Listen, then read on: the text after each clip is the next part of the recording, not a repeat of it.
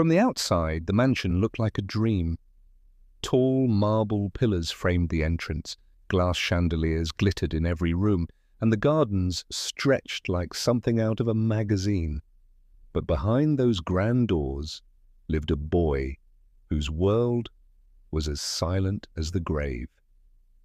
8-year-old Liam hadn't spoken a single word in over a year.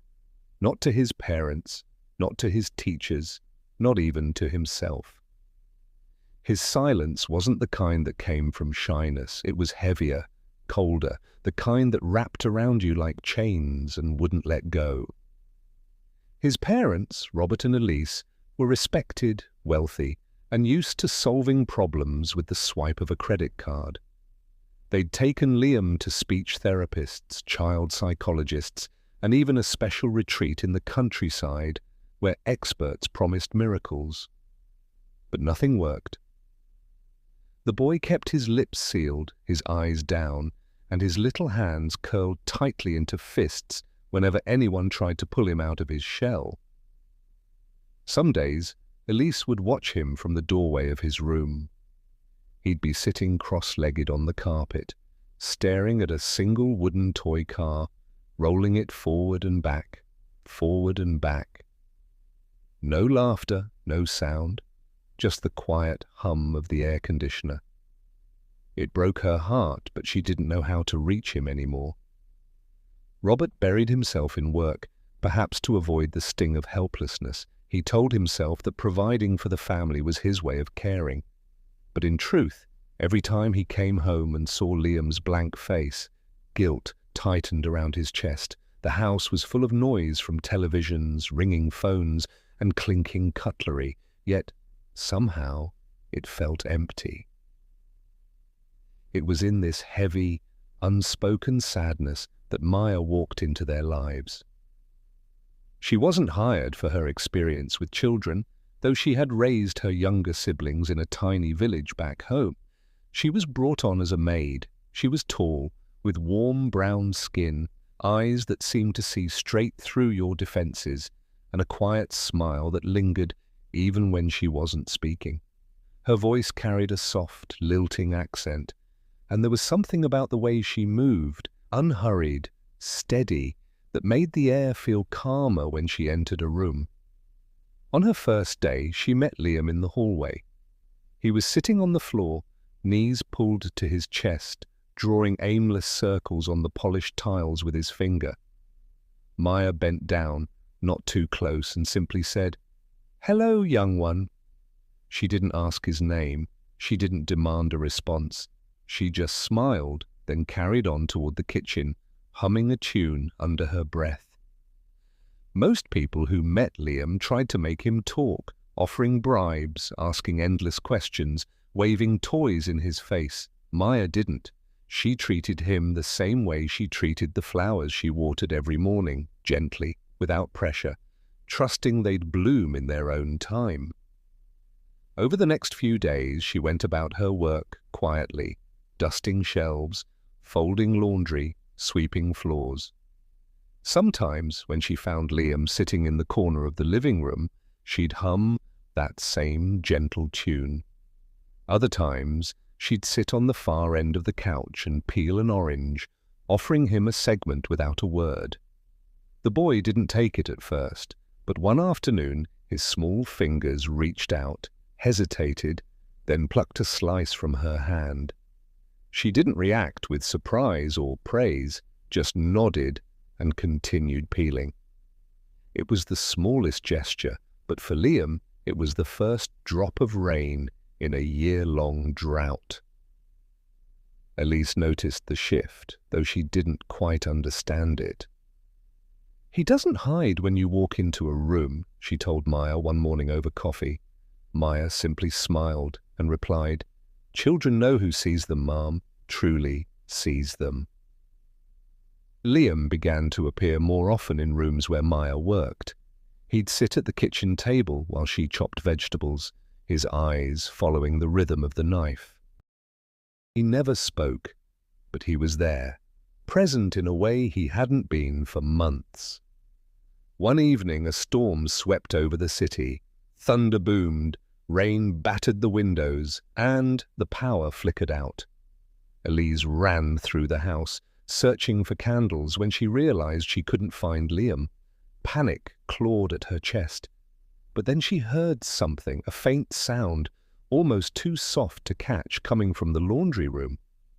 There he was, sitting on the floor beside Maya, wrapped in a blanket. She was telling him a story in her lilting voice about a brave little bird who was afraid to sing. Elise stood frozen in the doorway. Liam's head was tilted, listening intently. His lips parted, not to speak, but to breathe deeply, as if her words were filling him with something he'd forgotten he needed. Maya glanced up at Elise but didn't stop the story. The rain pounded harder, but the laundry room felt like the safest place in the world. Elise realized then that this woman, this stranger they had hired to clean their home, was reaching her son in a way no expensive therapy ever had. And though Liam still hadn't spoken, something had shifted. His silence no longer felt like a wall. It was starting to feel like a door. One that, with enough patience and care, might finally open. Next morning, Maya arrived before sunrise. She moved through the mansion like a soft breeze, present but never disturbing. Her uniform was crisp, her hair neatly tied back, and in her hands she carried a small woven basket filled with fresh herbs she'd brought from her own garden. She didn't announce herself when she passed Liam's room. Instead, she paused briefly, noticed he was awake and sitting on his bed, then smiled before continuing down the hallway. She knew something most people overlooked. Children who've been hurt, whether by words, neglect, or fear, don't need to be pulled out of their hiding place. They need to be invited out. Maya's invitation was never spoken. It came in the form of soft humming as she worked, the smell of rosemary bread baking in the oven, the warmth of the kitchen light in the early morning. Liam had grown used to people trying. They'd sit across from him with bright, overly cheerful smiles, asking him to point to pictures, to say just one word to help them help him. But Maya's way was different. She didn't try to break his silence. She let it be, treating it as natural as breathing.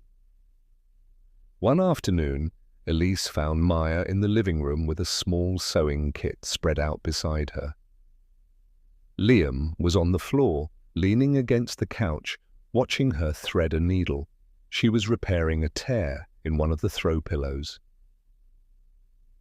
"Would you like to help me, young one?" Maya asked, her voice low and calm. Liam didn't move. He didn't nod, but his eyes stayed fixed on her hands. "Here," she said, sliding the pillow toward him. "You hold it, I'll stitch."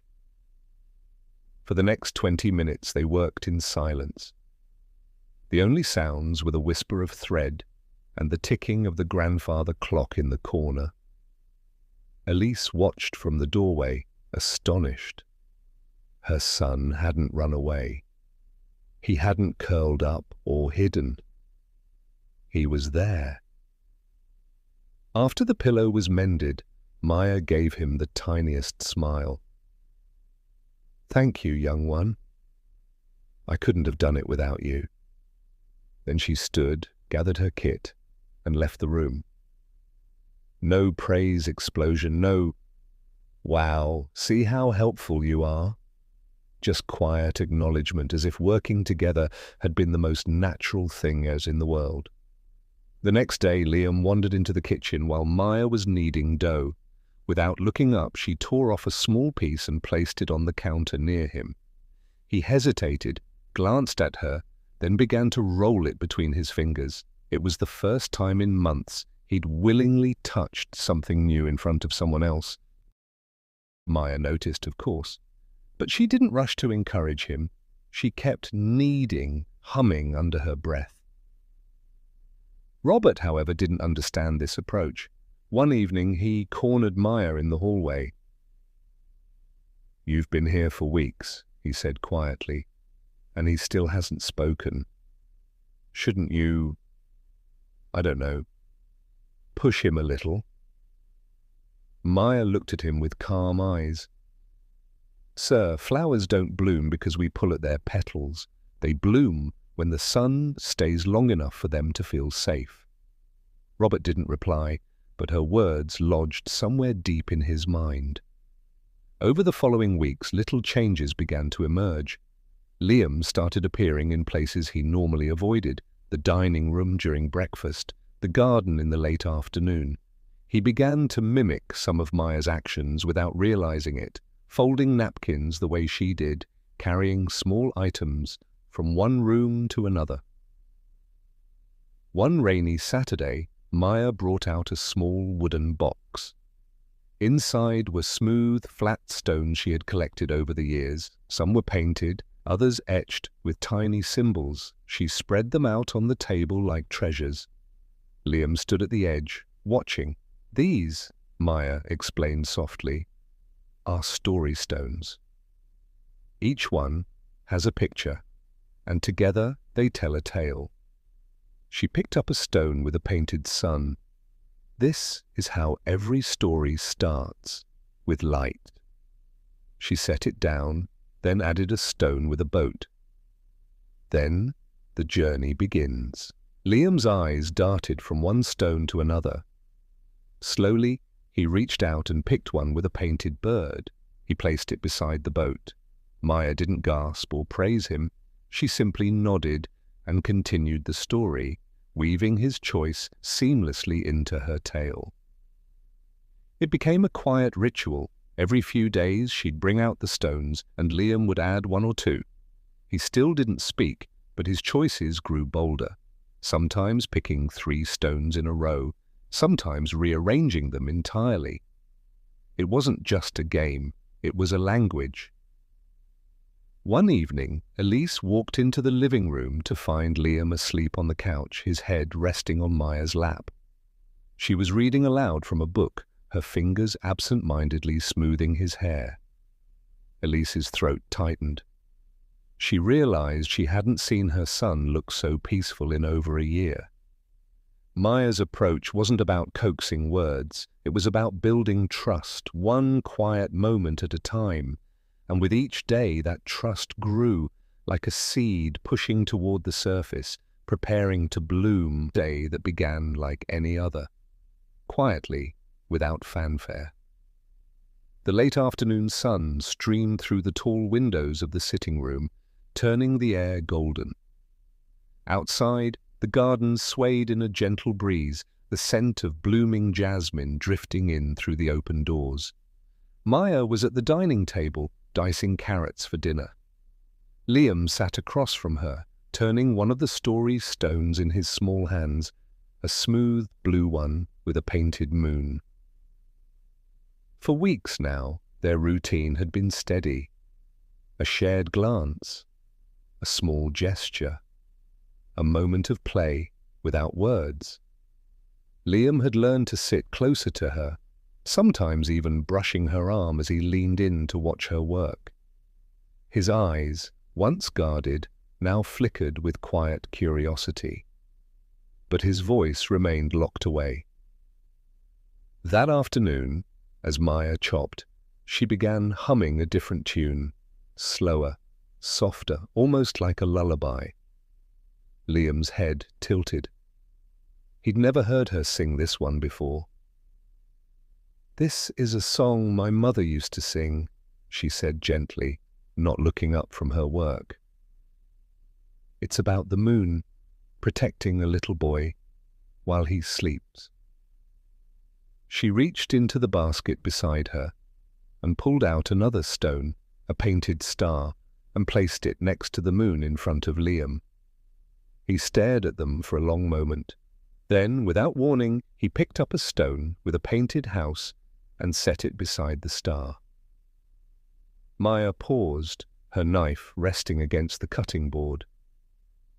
"Ah, so the boy has a home now," she said softly, as though she were speaking to the air, not directly to him. That's good. It means he's safe. For a second, Liam's lips trembled, not in fear, but in some strange, restless way, as if words were bubbling under the surface. His fingers tightened around the moonstone. Maya.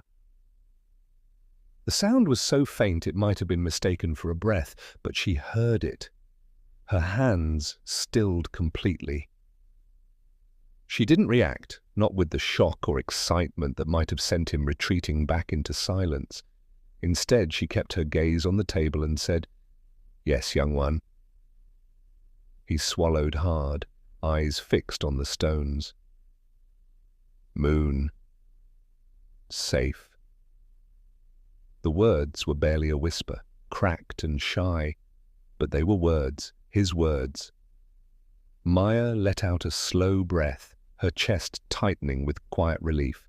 She didn't press him to say more. She simply replied, "Yes, the moon keeps the boys safe, always." Then she placed a small bread roll in front of him, as though nothing extraordinary had happened. But inside, her heart was beating so hard she could feel it in her throat. In the doorway, unseen by either of them, Elise stood frozen. She'd come in to ask if Maya needed anything for dinner, but now she covered her mouth with both hands. She'd just heard her son speak for the first time in over a year. Tears blurred her vision, but she didn't dare interrupt. She knew instinctively that this fragile moment wasn't hers to claim. It belonged to him and Maya. That evening at dinner, Liam stayed silent again. But his eyes were different. They weren't blank. They were watchful, alive. When Robert came home late, Elise told him what had happened. His first instinct was disbelief. "He spoke? Are you sure?" She nodded, her voice breaking. "I heard it, Robert.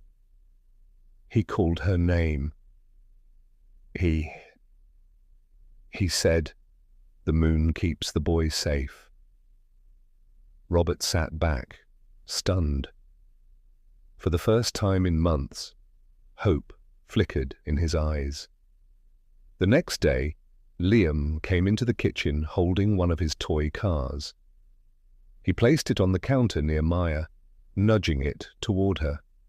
She looked down at it, smiled, and gave it a gentle push back. "Race?" she asked quietly. Liam hesitated, then whispered, "Red car. Fast." It was only 2 words, but they landed like sunlight, breaking through storm clouds. From that point forward, his words came in small bursts, never in front of strangers, rarely in front of his parents at first. But with Maya, he began to narrate little things. Bird fly, hot soup, big cloud. Each one was like finding a treasure hidden in plain sight. Maya treated each word like something sacred, not with overblown praise, but with quiet acceptance, making it clear that speaking was safe here, that nothing bad would happen when his voice came out. One rainy afternoon, Liam sat at the table, lining up story stones in a neat row. He picked up the moonstone again and whispered, "Moon safe, Maya safe." Her hands stilled. For the first time, she allowed herself to meet his gaze directly. "And Liam safe," she said softly. His lips curved into the faintest smile. And in that instant, the last shadows of fear seemed to slip from his eyes. That night, when Elise tucked him into bed, he didn't speak. But just before she turned off the light, he reached out, took her hand, and held it for a long moment. She didn't need words to understand. He was coming back to them, piece by piece.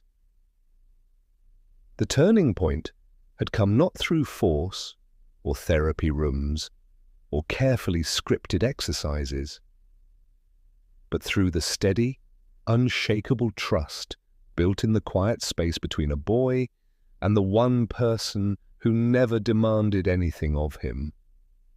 And though the road ahead was still long, there was no longer any doubt. The door in Liam's silence had opened, and Maya had been the one to turn the key. Liam's first words felt different, though nothing dramatic seemed to happen at first glance. The mansion was still the same, the gleaming floors, the echo of footsteps down long hallways, the faint scent of polished wood. But something subtle had shifted in the air. It was in the way Liam entered rooms now, no longer slipping in like a shadow, but walking in with quiet purpose.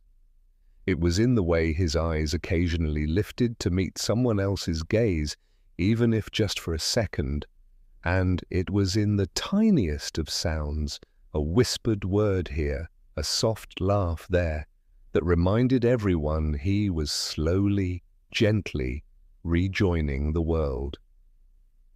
Maya noticed the changes most of all.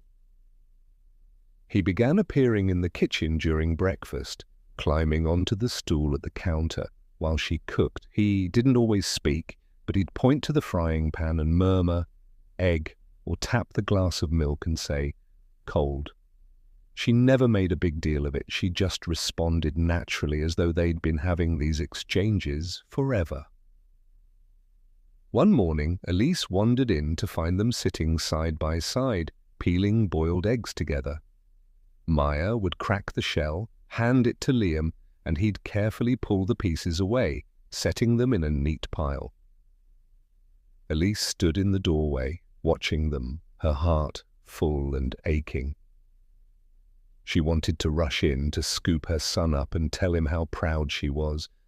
But she understood now, this new normal wasn't about rushing, it was about letting things unfold at their own pace. Robert, too, was adjusting. He began coming home earlier, setting aside his phone for longer stretches and just being present. One evening, he found Liam and Maya in the living room, arranging the story stones into a circle. Without saying a word, Robert sat down beside them. Liam glanced at him, hesitated, and then pushed a stone toward him. Robert picked it up, a small one painted with a tree, and set it in the circle. "Big tree," Liam whispered. Robert swallowed the lump in his throat. "Yes," he said softly, "a big tree." It was the first time father and son had spoken directly in months. It was brief, simple, but monumental. Over the next few weeks, Liam began showing more of his world. He'd bring small treasures to Maya, a feather from the garden, a seashell from a drawer in his room, a crumpled drawing from his desk. She treated each offering as priceless, never overreacting, but always receiving it with care. One sunny afternoon, Maya suggested they plant flowers in the back garden. She brought out a tray of small pots, soil, and bright marigold seedlings. Liam knelt beside her, plunging his hands into the cool dirt without hesitation. His little fingers pressed the roots into place, while Maya gently patted the soil down. "Grow," Liam said quietly. "Yes," she replied. "They'll grow strong if we care for them." Elise watched from the veranda, her heart swelling. That single word, grow, felt like a promise for more than just flowers. The house began to feel warmer, not because of any change in decor, but because of the change in rhythm. Meals were calmer, with Liam sometimes adding small observations: soup hot, dog bark, rain soon. In the evenings, instead of disappearing into his room, he lingered in shared spaces. He'd sit beside his parents as they read, or watch a film with Maya, his body language loose, his shoulders no longer drawn up like armor. One evening, a light drizzle tapped against the windows. Maya made cocoa for everyone, and they sat together in the living room. Liam curled up on the couch between his parents, his small hand resting lightly on Elise's arm. It was such a simple gesture, but Elise felt tears prick her eyes. It had been so long since her son had willingly sat beside her. The new normal also brought changes in the way Robert and Elise interacted with each other. They spoke more softly, listened more carefully, and began to share their own fears instead of hiding behind work or busy schedules. Liam's gradual return to them was knitting the whole family back together, thread by patient thread. But Maya remained at the heart of it all, not as a miracle worker, but as a steady presence. She never claimed credit, never boasted about progress. To her, this was simply what love and patience did. They created space for someone to feel safe enough to bloom. One afternoon, as they sat on the veranda watching the marigolds sway in the breeze, Liam turned to her. "Maya." She looked at him, her expression as calm as ever. "Yes, young one?" He hesitated, then said softly, "You stay." Her heart tightened, but she didn't let the emotion overwhelm her voice. "I'll stay as long as I'm meant to." It was the first time he had expressed a fear of losing her, and she understood the depth of that question. It meant he trusted her enough to admit he didn't want her to go. The garden that day seemed brighter, the air a little lighter. The marigolds nodded gently, as if in agreement. Yes, things had changed here. The boy who once hid in silence now reached out, however quietly, for connection. The mansion, once a beautiful but lonely shell, was filling with something richer than chandeliers or marble floors could provide. The sound of soft voices, the warmth of shared moments, and the unshakable sense that love was finally winning. And though the road ahead still had its shadows, no one in that house doubted anymore. Liam was coming back to them, not with a dramatic leap, but with a steady, unbreakable climb toward the light. It had been 6 months since Liam's first whisper. 6 months since a boy lost in silence had begun to find his way back to the world. The changes were small at first, so small that a stranger might have missed them, but to Robert, Elise, and Maya, they were nothing short of extraordinary. The boy who once hid in his room now spent afternoons in the garden, dirt smudged on his cheeks, laughter spilling into the air like sunlight breaking through clouds. His voice was still soft, his sentences short, but they were his, and each one carried the weight of a miracle. One autumn morning, Robert stood in the kitchen doorway, coffee in hand, watching his son and Maya. Liam was at the counter, carefully arranging slices of apple on a plate. "More red," Liam said, pointing to the brightest pieces. Maya nodded. "More red, good choice." Robert swallowed the lump in his throat. He'd missed so many of these moments when Liam was younger, always buried in meetings or travel. Now, he didn't want to miss a single one. He was learning, slowly, to be part of his son's everyday life, not as an observer, but as a participant. Elise, too, was different. The tension that had once lived in her shoulders had softened. She no longer hovered with anxious energy, afraid that the wrong word might push Liam away again. Instead, she moved through her days with a quiet confidence, trusting the bond her son was building with the world around him. It wasn't just Liam who had changed, the whole family had. Maya remained at the center of it all. She never forced progress, never counted milestones as though ticking boxes. She treated each day as its own gift, each moment of connection as something precious but ordinary, like breathing. Her patience had become the rhythm of the household, and everyone else had learned to follow it. One crisp afternoon, the family gathered in the garden for tea. The marigolds Liam had planted months ago were now in full bloom, their golden faces turned toward the sun. Maya poured tea for Robert and Elise, while Liam sat cross-legged on the grass, a story stone in each hand. He looked up suddenly. "Tell." "Bird story," he said, holding up a stone with a painted bird. Maya's eyes warmed. "The brave bird?"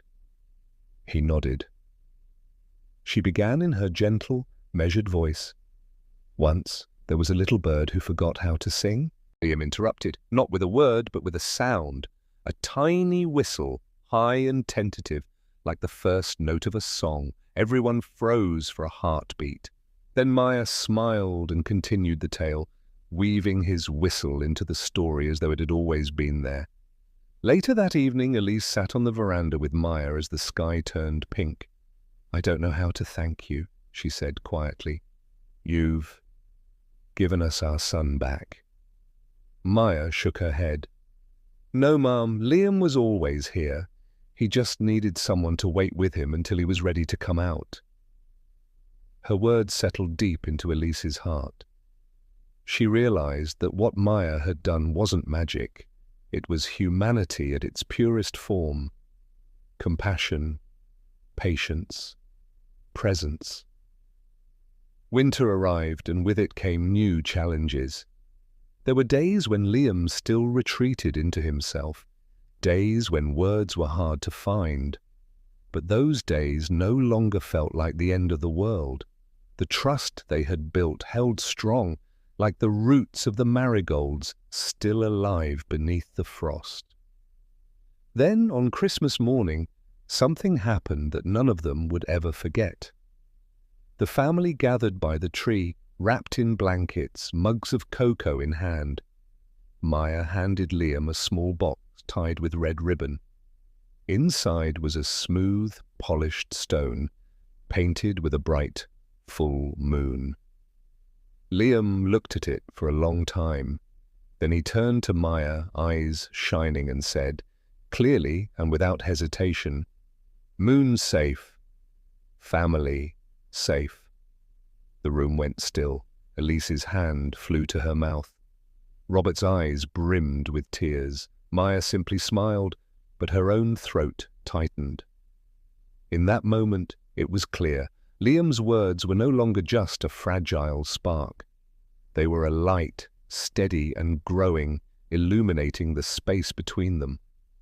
Months turned into years, and the mansion became a home again, not because of its beauty, but because it was filled with the small, sacred moments that make life worth living. The smell of bread baking on rainy afternoons, the sound of laughter drifting from the garden, the quiet comfort of shared silences that no longer felt empty. Maya stayed with the family for a long time, long enough to see Liam run through the halls without hesitation, to hear him tell entire stories in his own voice, to watch him stand taller in the world. When she finally returned to her own family in her village, she left behind more than memories. She left a legacy, a reminder that true change doesn't always come from grand gestures or expensive solutions, but from the steady presence of someone who cares enough to stay. And though Liam would grow and face new challenges, one thing remained certain in his heart. Somewhere in the story of his life, there would always be a moon that kept him safe. And the woman who taught him that love is the most powerful language of all.